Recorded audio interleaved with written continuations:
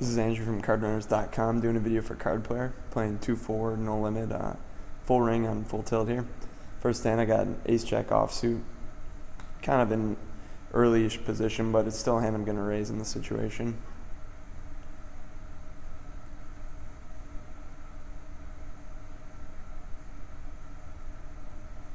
I've got a limper ahead of me, so I'll be interested to see, if he comes in for this hand. And then right behind me, someone called me as well.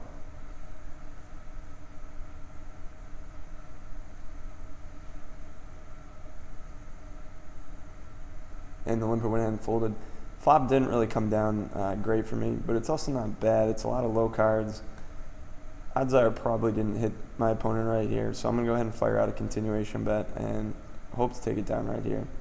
Now, the turn's a bad card because, it makes the board even more dangerous. There's straights out there. There's a flush out there. I don't have any piece of it. I don't even have a draw to the flush. I'm just going to go ahead and shut down in this situation.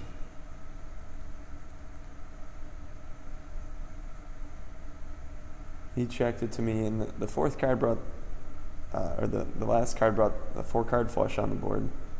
It's kind of hard for me to represent it because you'd think, if I had like an ace of clubs, I'd probably bet the turn. It's possible I could try to squeeze out a small bet, if I had like the jack of clubs or something, try and get some value out of it, but I'm not going to try and represent anything here. I just sat down. I don't know anything about my opponent. I'm basically just, letting him take it away from me. Not to mention that he could have the flush here, and he bet out pretty big there, and I went ahead and folded. Now, nowadays, 6-man tables have become the most popular tables out there, whereas, it used to be full ring like this.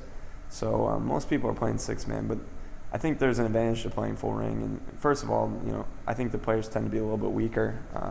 A lot of the good, aggressive players who are playing a lot of tables at once, they tend to stick to the 6-man tables, and it's nice to not have a bunch of those guys at your table. Also, I think people tend to play maybe a little bit too loose at full ring. You certainly have to play noticeably tighter than when you're playing a 6-max table, and that's an adjustment that not everyone necessarily makes all the time. The biggest thing is paying attention when you're out of position, which is a lot of the time at a full ring table. You really need to be careful about the cards you're playing out of position. You need to be willing to fold hands like ace-10, ace-jack, when you're in early position. And when you're in middle position with those hands, you have to be careful. Of course, when you're in position at the full ring tables, you can still open up with weaker hands, in the cutoff and on the button. But you can't get too carried away when you're in middle position and early position. I think that's the biggest thing that people maybe don't adjust to.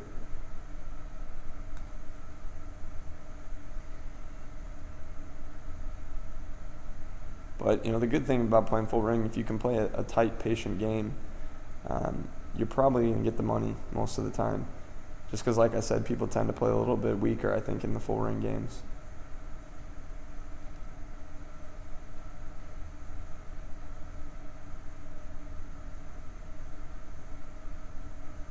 In this hand, we had an early position raise, went ahead and made a bet out on the flop. There's a lot going on with that flop.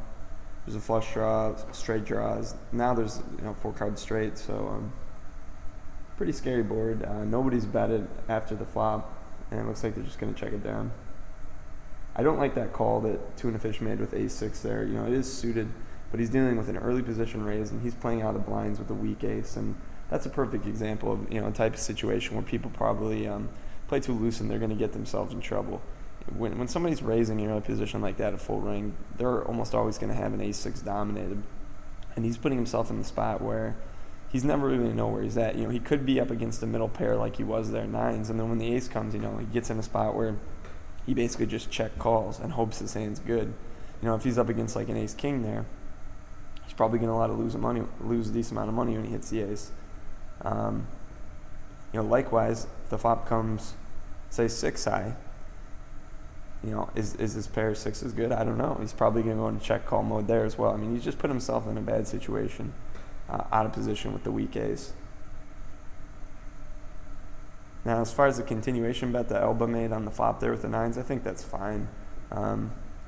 If you get called, just shut down like he did.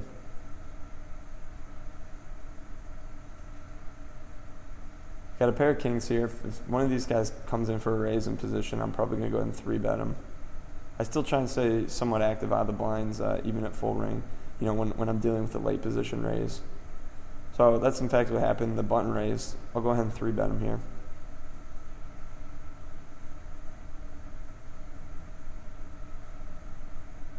He folded, but a lot of times when you're in a situation like that, when you're dealing with a blind versus a button, they know that that they're raising wide there, and with the wide range of hands, and they'll come in for come in the pot with weaker hands after you 3-bet them just because they think they're putting a move on you. That wasn't the case there. It probably doesn't help that I just sat down and my image isn't necessarily the way I'd like it to be, but I still like putting in the 3-bet there most of the time.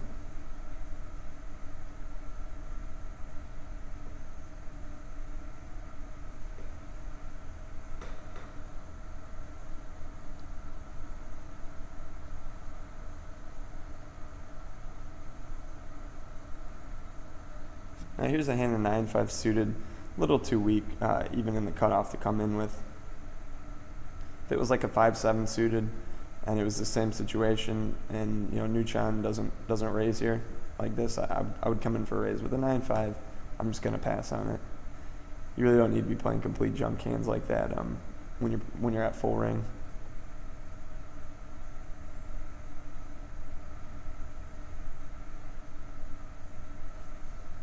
Now this player, Elbow Rooney, seems to be fairly active.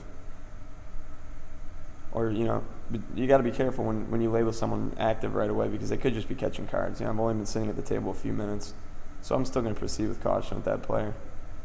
I'm in pretty late position here with an ace-7 suited. I'll go ahead and bump this one up. Especially when you see a short stack in the big blind, a lot of times, they're not the best player, and you can take the blind away from them. Now, if there's only one player in this pot, I'd definitely bet it.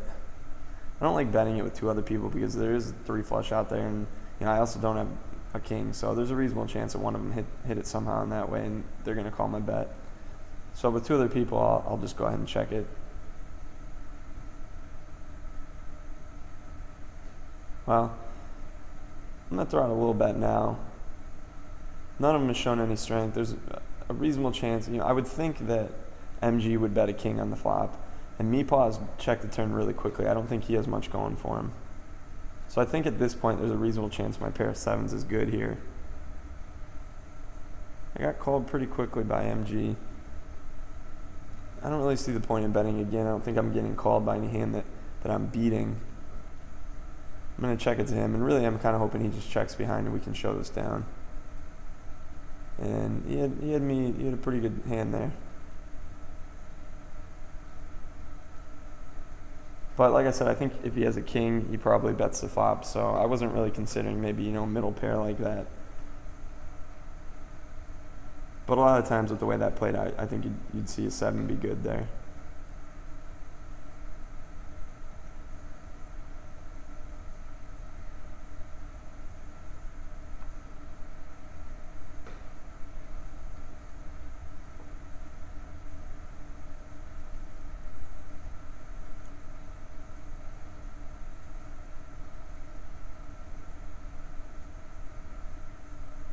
So I'm getting back in the spot, where I'm more in middle position.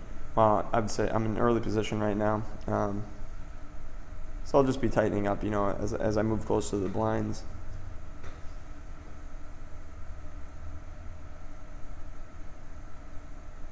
And that doesn't mean you shouldn't ever come in for a raise with a weaker hand out of position. You have to every once in a while just to mix things up, especially if you're playing with some observant opponents, but that's a rare case.